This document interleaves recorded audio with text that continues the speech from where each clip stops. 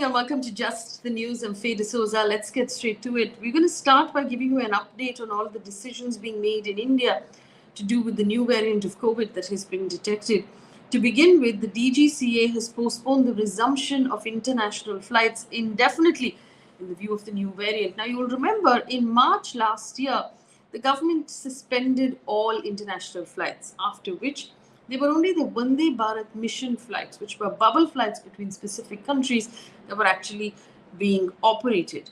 The plan as it stood was to reopen all international flights starting the 15th of December. Now, given the new COVID variant, the government has decided to push that plan indefinitely. The DGCA has said in its statement, and I quote, "In view of the evolving global scenario, with the emergence of a new variant of COVID, the situation is being watched closely in consultation with all stakeholders, and an appropriate decision indicating the effective date of resumption of scheduled commercial international passenger flights shall be notified in due course." The Maharashtra government has issued new guidelines that have for both domestic and international passengers. Let me take you through the domestic guidelines first. A negative RT-PCR test will be required within 72 hours of departure, compulsorily for all domestic passengers landing in the state of Maharashtra. The order released by the government said in the case of domestic air travel, passengers within the state will either have to be fully vaccinated or carry a compulsory RT-PCR test within 48 hours of the time of arrival. In case of passengers from other states, negative RT-PCR test will be compulsory without exception. Guidelines for foreign travelers. A mandatory RT-PCR test for all international travelers arriving at Mumbai airport, irrespective of the country of origin. Mandatory 14-day home quarantine for international air passengers, despite having a negative RT-PCR test on arrival. And a mandatory RT-PCR test for passengers planning to undertake connecting flights after disembarking in Mumbai. Now, this is what has happened. The central government has asked the Maharashtra government to revise these guidelines and fall in line with what the centre has announced for all states and union territories. As basically, the centre has announced restrictions, remember, only for at-risk countries, not for all countries. Maharashtra has announced restrictions and home quarantine for all countries. So Maharashtra has been instructed by the central government to pull back and fall in line with the same restrictions as the centre has announced. In other news, a BioNTech CEO, Ugur Sahin, has said in an interview to Wall Street Journal that while Omicron variant could lead to more vaccinated people becoming infected, they are likely to remain protected against severe illness, which means that you may test positive with the virus, but the odds of it putting you in hospital and making you very sick are very low. He told the Wall Street Journal, and I quote, "Our message is don't freak out. The plan remains the same. Speed up the administration of the third booster shot." Now, remember, he's not referring to India as of now. He noted that while Omicron will likely be able to evade antibodies generated by vaccines better than the Delta variant, the new variant has a high number of mutations, but it's unlikely that it will circumnavigate the body's T-cell immune response of infection. Remember, earlier, Moderna's CEO had raised an alarm bell saying that they might need specific versions of the vaccine to fight this new variant. In India, BioNTech is studying whether its current version of Covaxin fights the new variant, and the Serum Institute of India has said that its version of Covishield may need to be tailor-made for the new variant if research suggests that need. In the meantime, India has reported 8,954 new COVID cases in the last 24 hours and 267 deaths. Those numbers have remained below 10,000, which is a good thing. Gujarat has extended its ongoing night curfew from 1 a.m. to 5 a.m. in 8 cities of Ahmedabad, Surat, Rajkot, Vadodara, Gandhinagar, Bhavnagar, Jamnagar, and Junagadh. Let me bring you an update also on what's happening in Parliament. Remember, the winter session is on. The bill to repeal the 3 farm laws that was passed in both houses of Parliament without discussion, I may add, has been signed by the President Ramnath Kovind. Parliament passed that bill on Monday. Remember, farmers have been protesting against that bill since it was passed in the monsoon session last year. Farm leader Rakesh Tikait said the farmers will continue to protest, and even if the centre passes the bill, until they guarantee MSP. Agriculture Minister Narendra Tomar of the central government told Parliament today in a written reply that the government had no record of any deaths of farmers who are protesting these three contentious laws. Farmers have alleged that at least 600 protesting farmers died in the last 1 year. The three contentious farm bills were repealed in Parliament 2 days ago. When questioned about the deaths of farmers at the protest site at Delhi border and if the government was planning to give financial relief to their families, Mr. Tomar told Lok Sabha today, and I quote, "The Ministry of Agriculture has no record in the matter and hence the question of aid does not arise," end quote. We must remind you, of course, that this is not the first time the government of India has stood up in Parliament and said it has no data on any specific thing that it was asked. Let me give you a recap of all the instances in which the government said it had no data. September last year, the government had no data on migrant workers who had lost their lives during the first wave of COVID and the lockdown. It was also the time that the government said that it had no data on health workers, police personnel, doctors who had died during the COVID wave. Also in September last year, it said there was no infiltration reported at the Indo-China border for at least 6 months before that. In February this year, the government said it had no official data on the MSMEs that shut down due to COVID. In July this year, it said there were no deaths reported due to manual scavenging for 5 years, no deaths reported due to the lack of oxygen during the second wave of COVID, no shortage of vaccines anywhere in the country, and in August, it said that there was no data at all on internet shutdowns in the country. Staying in character there, our central government. Minister of State for Home Affairs, Nityananda Rai, informed Parliament that there's been a sharp rise in the number of suicides resulting from drug abuse and alcoholism compared to the previous years.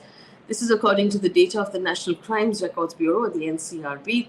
Suicides by drug abuse, caused by drug abuse and alcoholism, has risen 16% in 2020 from the previous years. In news outside of Parliament right now, the Bombay High Court, I beg your pardon, granted default bail to lawyer activist Sudha Bharadwaj in the Bhima Koregaon Elgar Parishad case. She was arrested in 2018 and has been in jail ever since. Ms. Bharadwaj turned 60 this year and has celebrated 4 birthdays in jail, so hardly be called a celebration. However, the court rejected the bail of the 8 other accused in this case. Sudhir Darwane, Varavara Rao, Rona Wilson, Surinder Gadling, Shoma Sen, Varun Gonzalez, Arun Ferreira, and Mahesh Raut. They were all arrested between June and August in 2018. The court has directed Sudha Bharadwaj to be produced before the special NIA court on the 8th of December to decide the conditions of her bail. More jokes on the comedy sector. Days after Munawar Farooqi's 12 shows were cancelled, comedian Kunal Kamra's shows in the city of Bengaluru have also been cancelled. Shows were scheduled from the 1st of December to the 19th of December were cancelled after threats were made to close down the venue if Kunal Kamra's shows were held. Kunal posted on Twitter, and I quote, "They have been cancelled for 2 reasons. Firstly, we didn't get special permission to seat 45 people in a venue that can seat more. Secondly, threats have been made to shut down the venue if I perform there. I guess this is also part of the COVID-19 protocol and the new guidelines. I suppose I am seen as a new variant of the virus now," end quote. Srinath Mahadev Joshi, who is the DCP Bangalore South, has said, and I quote, "On the 30th of November, a group of local residents held a protest in front of the venue, objecting to Kunal Kamra's performing there. Police rushed to the spot and dispersed the crowd. The venue has cancelled the shows. We have nothing to do with it. Since it's an indoor program, they need not take our permission," end quote. In other news, the centre has sought the names of 5 representatives of the farm unions for inclusion in a committee proposed by the Prime Minister Narendra Modi to discuss issues like the promotion of zero budgeting farming and making MSP more effective and transparent. According to the Indian Express, General Secretary of the Jamhuri Kisan Sabha has said, and I quote, "We've received a message from the government regarding nomination of 5 people to include in the committee. The Samyukta Kisan Morcha will meet on Wednesday and decide." And in some political news for you as well, Mamata Banerjee was in the city of Mumbai today. She met with NCP chief Sharad Pawar and several other leaders of the Shiv Sena, including Aditya Thackeray of the Maharashtra government. She made a statement undermining the presence of the Congress, effectively saying there is no UPA now. She has been meeting with several opposition leaders recently, and she's emphasized the need to set up a collective leadership against the BJP. Mr. Sharad Pawar, after that meeting, said, and I quote, "We have to provide a strong alternative. Our thinking is not for today, but for the election. This has to be established. With that intention, she has visited us. We had a very positive discussion," end quote. Looking now at news coming in from the world of business and economics. Cooking gas still soaring there, but the change in prices have come in the commercial cooking gas. So these are larger cylinders used mostly in restaurants and for catering and for weddings. The price has gone up by 100 rupees per cylinder. It normally also basically cites the fact that the regular domestic cylinder might also become more expensive.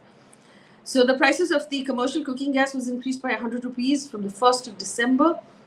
This is the 19 kg cylinder in Delhi, now costs 2,101 rupees.